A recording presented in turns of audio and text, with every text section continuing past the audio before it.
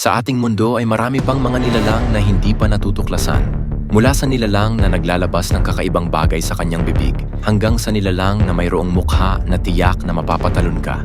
Narito ang 5 nilalang na hindi ka panipaniwala. Number 1. Monster Leech.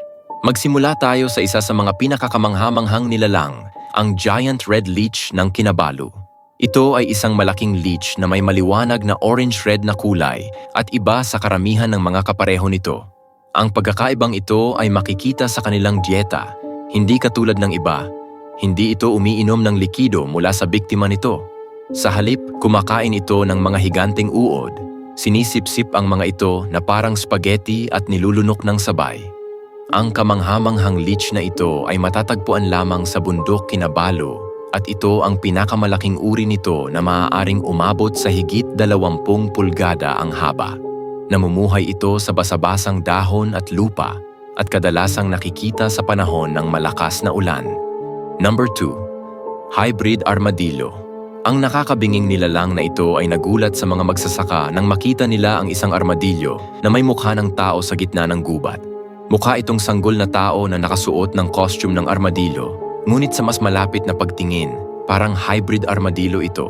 Agad na nag-viral ang video nito sa social media at marami ang nagulat na malaman ang tungkol sa misteryosong nilalang na ito. Ngunit nang magdulot ito ng kaguluhan, lumabas ang katotohanan. Ang tinatawag na hybrid armadillo ay walang iba kundi isang likhang sining. Ang silikon na iskultura ay nakapagpaniniwala sa maraming tao na ito ay talagang isang kakaibang nilalang. Number 3. Physarum polycephalum. Walang utak ang Physarum polycephalum na kilala bilang The Blob ay isang maliwanag na dilaw na slime mold. Ito ay isang macroscopic na multinucleate cenocyte na may anyo ng nag-uumang mga tubo at walang malinaw na pader ng selula o mga appendage.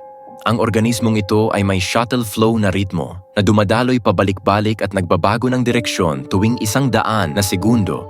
Pinipintahan ng dilaw ang anumang bagay na nadaanan nito. Ang matalinong mold na ito ay kilala sa paghanap ng pagkain sa pamamagitan ng pagdaan sa mga labyrinth at kadalasang kumakain ng bakterya o fungi.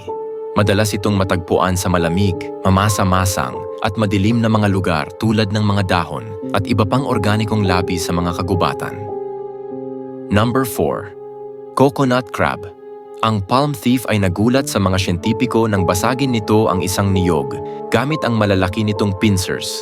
Ang lakas ng pagpisil ng pincers ng coconut crab ay mas malakas kaysa sa hawak ng tao. Hindi lang ito kumakain ng niyog. Naobserbahan din itong nangangain ng daga, mga ibon at kahit mga kapwa nito. Ang terrestrial crustacean na ito ay kilala hindi lamang sa kakayahang bumasag ng niyog, kundi pati na rin sa mga kakayahan nitong magnakaw. May mga naitalang crab na nagnakaw ng mga bagay tulad ng mga kawali, bote, at kahit isang bota. Isang mananaliksik ang nakakita ng ibang coconut crab na may dalang bote ng whiskey.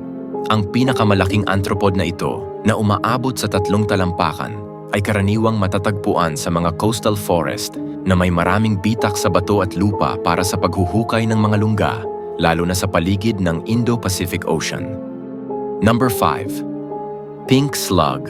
Ang mga opisyal ng wildlife sa Australia ay nagulat nang makita ang dos-dose ng malalaking hugis dila sa tuktok ng isang pukbulkan na pumanaw na nakaligtas sa mga bushfire na sumira sa kanilang tirahan.